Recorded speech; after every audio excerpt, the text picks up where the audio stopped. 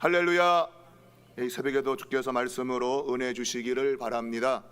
본문의 말씀을 가지고 말씀에 반응할 때 견고해집니다 라는 제목으로 함께 말씀을 나누겠습니다. 여호야김 왕 때에 예레미야 선지자가 이스라엘 백성들의 죄악을 지적하며 회개를 외쳤을 때에 그 성전들에 모여 있었던 백성들이 이 예레미야를 죽이기 위해서 몰려드는 그러한 상황이 벌어졌습니다. 그때 예레미야가 하나님께서 자기를 보내어서 하신 말씀이다라고 이제 자신을 변호하는 이러한 말을 하게 됩니다. 하나님이 자기를 보내어서 말씀하게 하셨다라는 것입니다. 그때 백성들이 오늘 말씀 16절에 보면 이 사람이 우리 하나님 여호와의 이름으로 우리에게 말하였으니 죽일 만한 이유가 없다 이렇게 결정을 했습니다. 곧 죽일 만한, 사형을 당할 만한 그러한 죄가 없다라고 판결한 것이죠.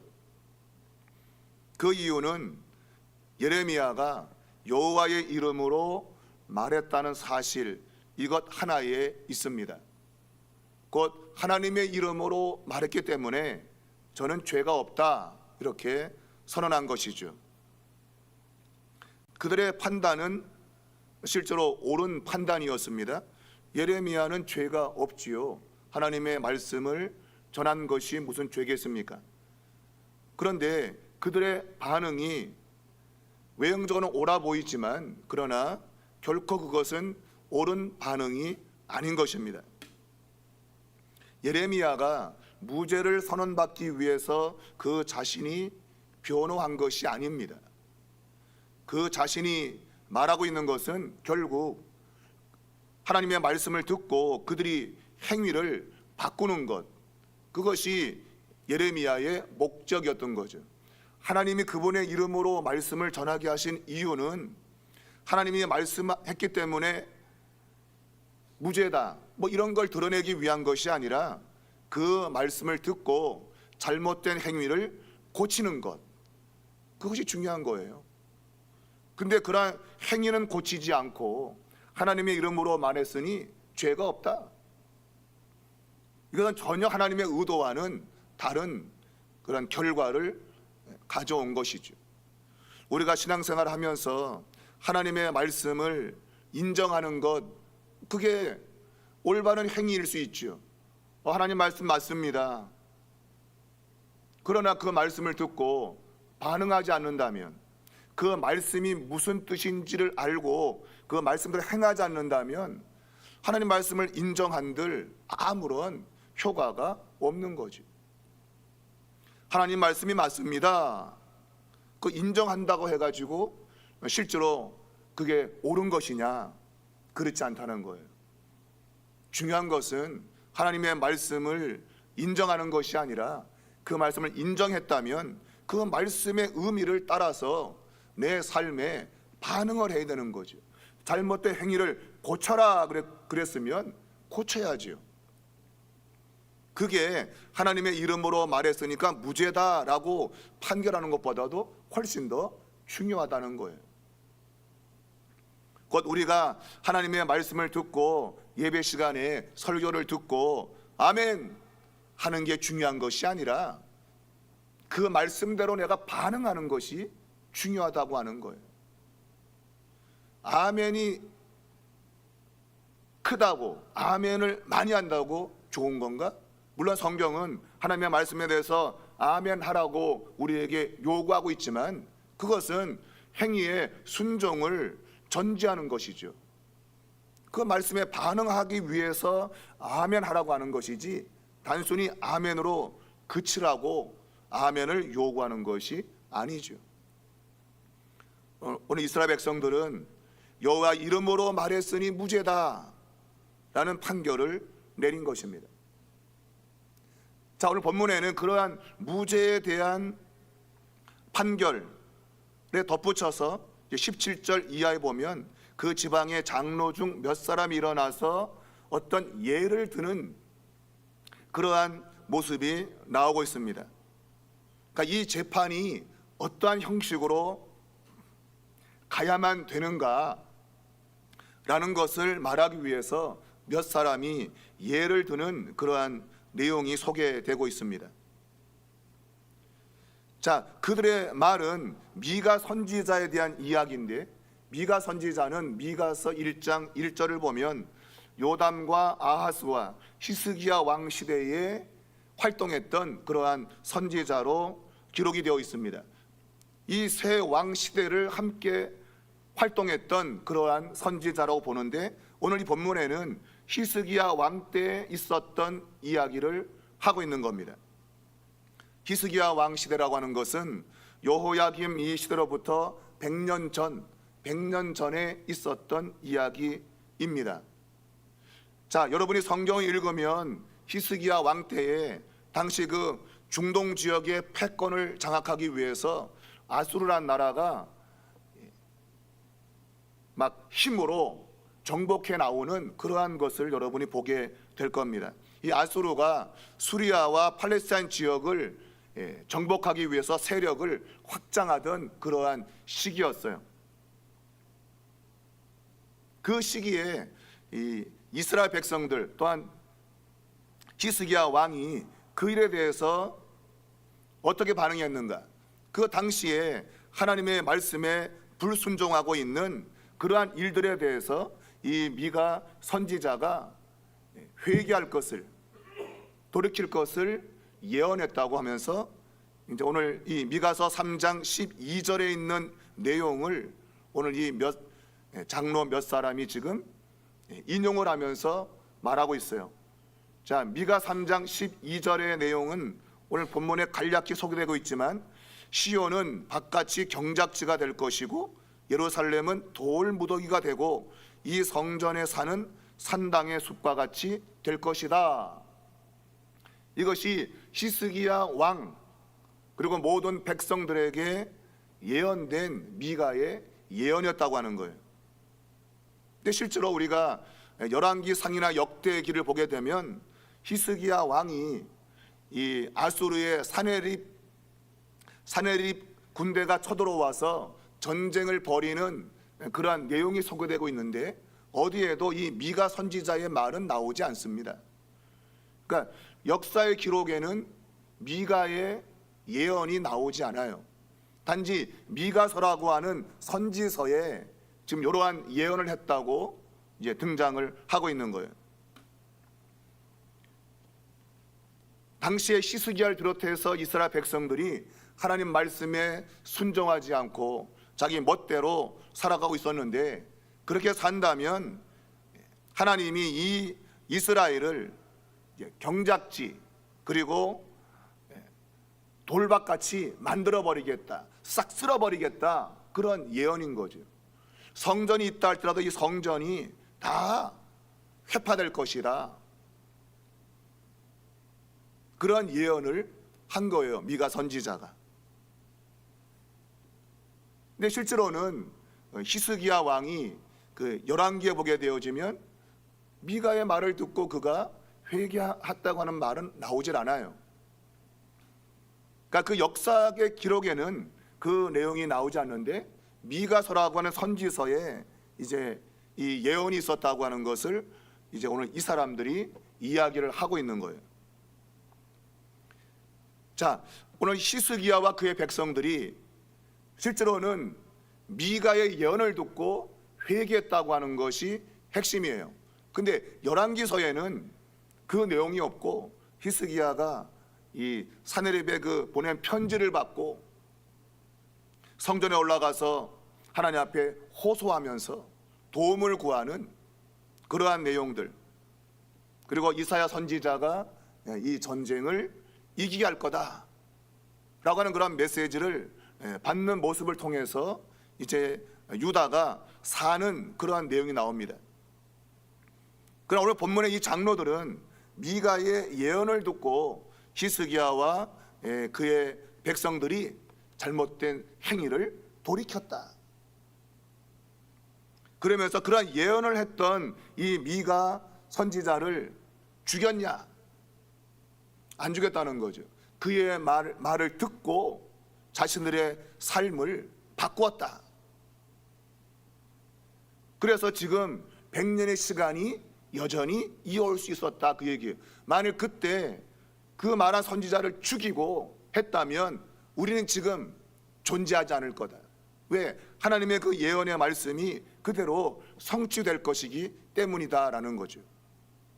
그런데 그 말씀을 전한 선지자의 말을 두려워하여 히스기야 왕이 돌이키고 하나님께 기도했을 때에 하나님이 생명을 지켜주었다, 그 얘기예요. 그러니까 그 상황과 지금 예레미야 선지자가 지금 전하는 상황이 똑같다, 그 얘기죠. 미가가 전한 것이나 예레미야가 전한 것이나 똑같은 내용이다. 근데 만일 그를 죽인다면 그때 미가 때 행하지 않았던 그 일이 우리 때에 일어날 것이다 라는 그 얘기예요. 그러니까 하나님은 하나님 말씀에 순종하지 않는 자에게는 반드시 그 대가를 치르게 하시는데 100년 전에는 돌이켜서 살았는데 지금 우리가 역시 돌이키지 않는다면 그때 있었던 그것이 그대로 우리에게 적용될 거다, 그거예요. 그래서 예레미야 선지자를 죽이면 안 된다, 그 얘기예요. 죽이면 안 된다. 그러니까 이것은 아주 마땅한 하나의 예증이 되는 것이죠. 회개했을 때에 살았던 100년 전의 그 역사를 오늘에 되살려 우리가 우리의 삶을 바꿔야 된다. 그렇지 않고 만일 예레미야 선지자를 죽이는 경우에는 그 화가 우리에게 임할 거다, 그 얘기를 하고 있는 거예요. 100년의 세월이 지났다고 하나님 말씀이 흐지부지되는 게 아니라 그 얘기예요, 여러분. 요 시간만 지나면 괜찮겠지? 아니라 그 얘기예요. 요 순간만 위기만 모면하면 되겠지? 아니라는 거예요. 하나님 말씀은 언제든지 시대 속에 그 말씀이 역사하는 힘을 가지고 있는 거예요. 그러니까 돌이키면 사는 거고 완악하면 죽는다. 이게 하나님이 정해놓으신 거예요. 자, 그러면서 20절 이하에는 한 사건을 또한 이제 기록으로 남겨두고 있는데 그것은 똑같이 여호와 이름으로 예언했던 사람 기랏 여아림 스마야의 아들 우리야의 사건입니다. 이 사건 속에서 등장하는 이 우리야, 이 사람에 대한 내용은 다른 곳에 나타나 있지 않습니다. 이 부분에만 나타나고 있어요. 자, 이 우리야라는 사람도 똑같이 하나님의 말씀을 전한 거죠. 지금 예레미야가 전했던 그 말과 똑같은 말을 했다 이거예요. 이 성과 이 땅에 경고하는 예언을 했다. 누가? 기럇 여아림 스마야의 아들 우리야가. 그런데 그 말에 대해서 다르게 반응한 것을 지금 소개하고 있는 거예요. 히스기야와 대조적으로 반응했던 그런 모습을 지금 이야기를 하고 있는 거죠. 자, 이 우리야가 전했던 메시지를 여호야김 왕이 어떻게 들었는지는 말하고 있지 않아요. 그러나 말씀은 들려왔다. 어떤 방식인지 모르지만 그 말을 왕이 들은 거예요. 자, 그 말을 듣고 돌이켜야 되는데 돌이키지 않고 그를 죽이려고 했다. 죽이려고 했다. 근데 우리야가 그 소식을 듣고 애굽으로 도망을 친 거죠. 그러니까 이 우리야가 이 왕이 자기를 죽이려고 하는 그 소식을 어떻게 들었는지 또한 성경은 말하고 있지 않아요. 그런데 들었대. 어떻게든지 그 말이 들려왔고 결국 이제 애굽으로 도망을 치게 됩니다. 자, 이 우리야의 이 이야기를 하고 있는 이유는 이게 성전과 연관되어 있는 그런 내용이기 때문에 그래요. 왜냐하면 그 사람 출신이 기럇 여아림이라고 하는 출신이기 때문에 그래요. 기럇 여아림이라는 이 지역은 예루살렘으로부터 한 40km 남쪽에 떨어져 있는 하나의 그 변방에 위치해 있습니다. 여러분은 성경을 좀 아는 사람이라면 이 기럇 여아림에 하나님의 법궤가 머물러 있었던 것을 여러분이 알 거예요. 블레셋과의 전쟁에서 법궤를 빼앗기고 하나님이 능력으로 법궤를 다시 오게 했는데, 근데 그 법궤를 다윗이 예루살렘으로 옮기려고 하다가 하나님이 그냥 행하는 놀라운 그러한 일이 발생했죠. 법궤가 떨어지는 걸 붙들려다 우사가 그냥 그 자리에 직사하는 그런 일이 벌어졌어요. 그래서 두려워가지고 그것을 기럇 여아림에다가 보냈죠. 다시 이제 거기서 법궤를 옮겨오는 그런 내용이 성경에 있단 말이에요. 그러니까 이 법궤와 연관되어 있는 장소가 기럇 여아림이에요. 그러니까 이 이야기는 앞에서 말했던 실로와도 밀접한 연관을 가지고 있죠. 하나님의 법궤가 있는 제사가 드려지고 또한 예배가 드려지는 그러한 장소, 그러한 장소에 있었던 사람이 하나님 말씀을 전하고 있는 거예요. 그러면 그 말을 들어야 되는데 그 말을 듣자니 이것은 실로에 있었던 그 엘리와 엘리의 두 아들, 하나님 말씀을 두려워하지 않는 그러한 사람들의 그 운명을 그대로 지금 예시하고 있는 거죠. 바로 그것이 여호야김 왕의 모습인 거예요. 그러니까 이 하나님의 말씀이 들려오지만 그런데 그 말씀을 무시하는 그런 의미로서 바로 이 기럇 여아림 출신을 사용하고 있는 것이죠. 자, 우리아가 애굽으로 도망쳤는데 이 애굽이 어디입니까?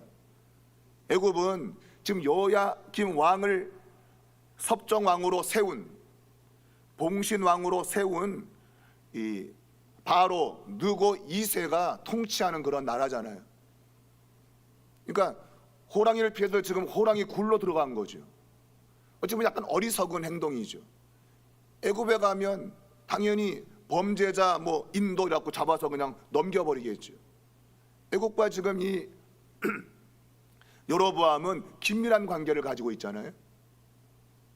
어찌되었든 이 우리아가 애굽으로 도망쳤는데 그를 잡으러 사람을 보낸다. 그냥 망명했으면 그냥 내버려 두면 되지. 그걸 쫓아가서 그것을 잡아와서 결국은 죽이는 이러한 행위를 하고 있는 거예요. 자, 여기 보면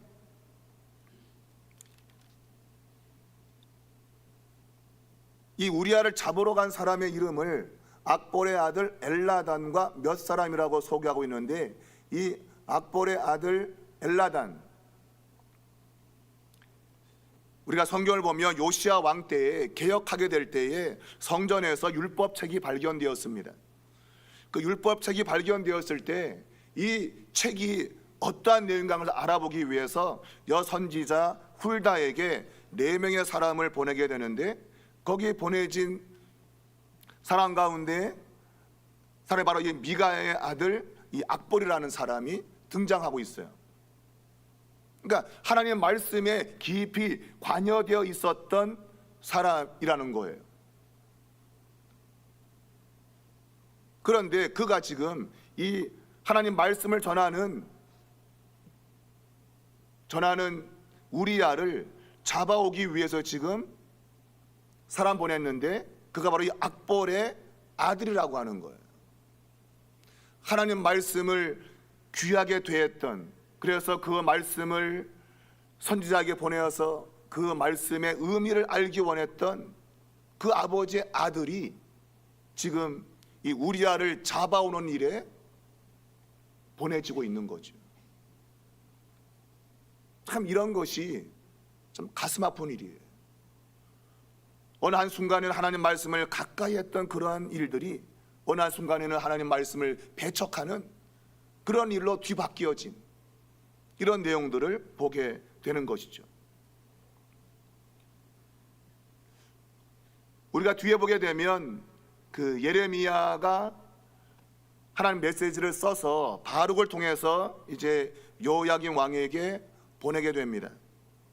근데 그 두루마리를 잘라서 불에 태우는 그러한 행위를 여호야김이 하게 돼요. 근데 그거를 하지 못하게 했던 그러한 일들이 바로 이 악보라고 하는 사람이 했던 그러한 기록이 또한 성경에 있어요.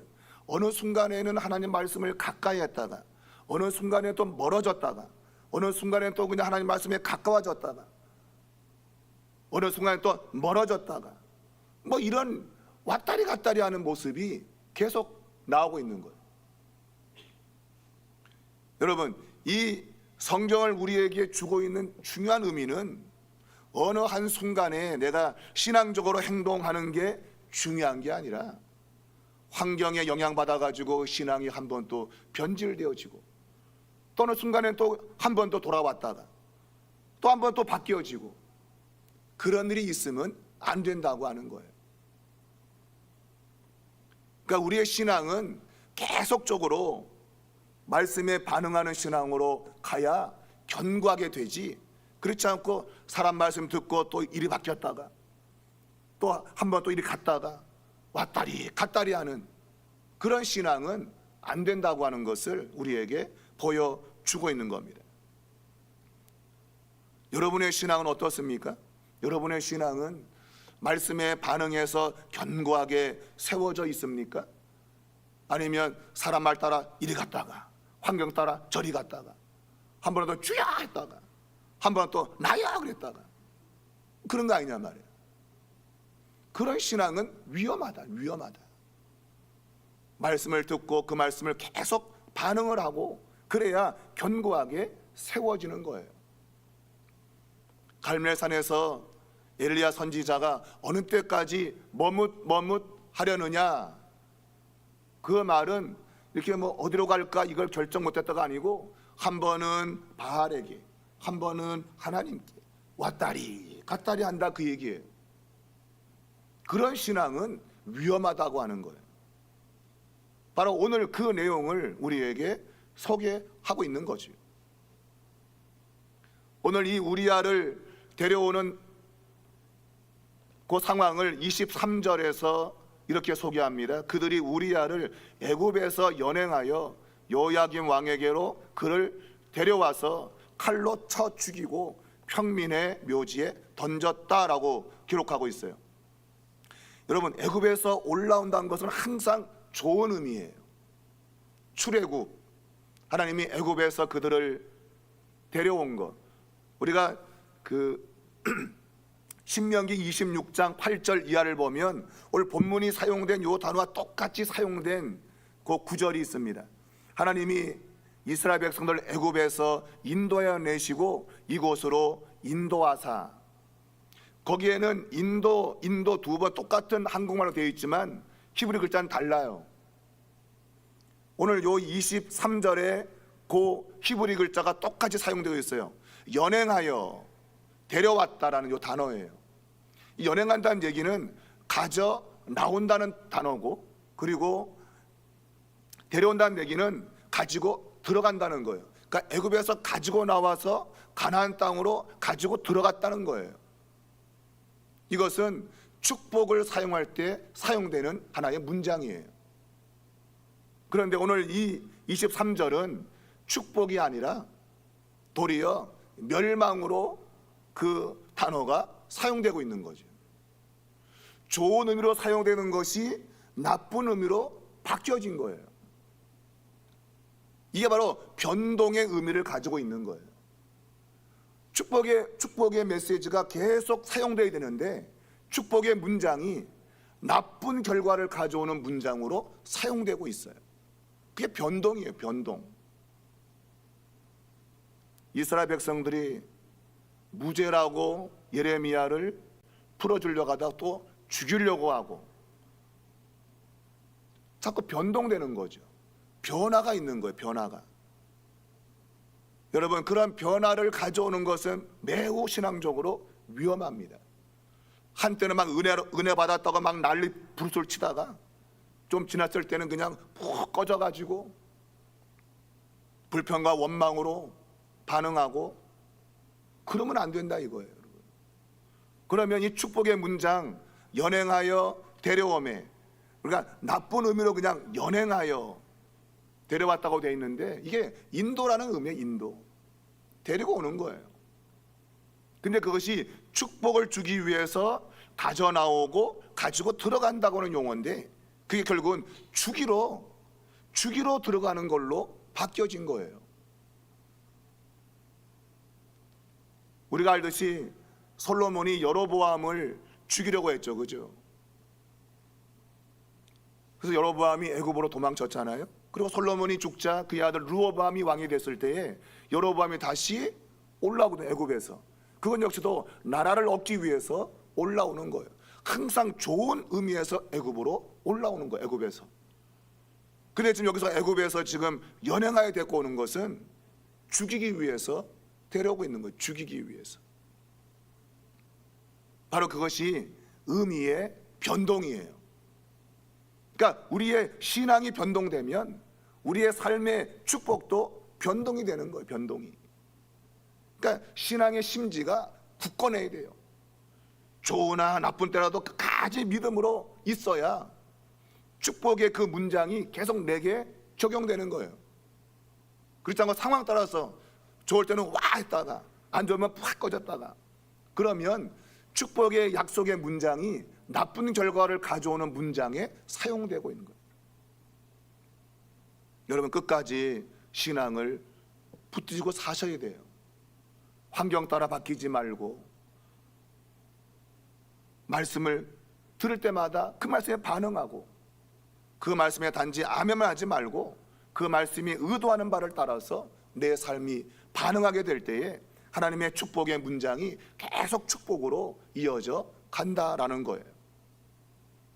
마지막에 보면 사반의 아들인 아히감이 예레미야를 생명을 잃지 않도록 도와주었다라는 말이 나옵니다. 바로 이러한 위기 상황 가운데 하나님께서 또한 예레미야를 살려주는 의외의 인물을 또한 등장시키죠. 이 사반이라고 하는 사람은 우리가 성경에 보면 서기관으로 등장하고 있는데 말씀과 관련된 사람이죠. 근데 그의 아들 아히감이 예레미야를 도와주었다.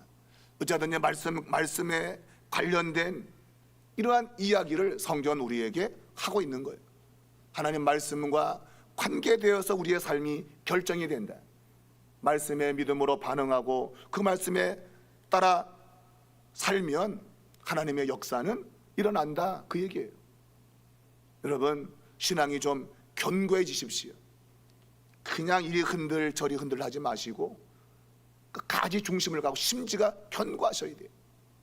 그러면 하나님이 약속하신 축복의 문장이 그대로 내게 적용이 될 겁니다. 그래서 우리 인생은 승리할 수 있는 거예요. 여러분 믿음으로 말씀에 반응하셔서 견고하게 세워지고 하나님의 축복이 여러분의 인생에 나타나는 그러한 은혜가 있기를 주님의 이름으로 축복합니다.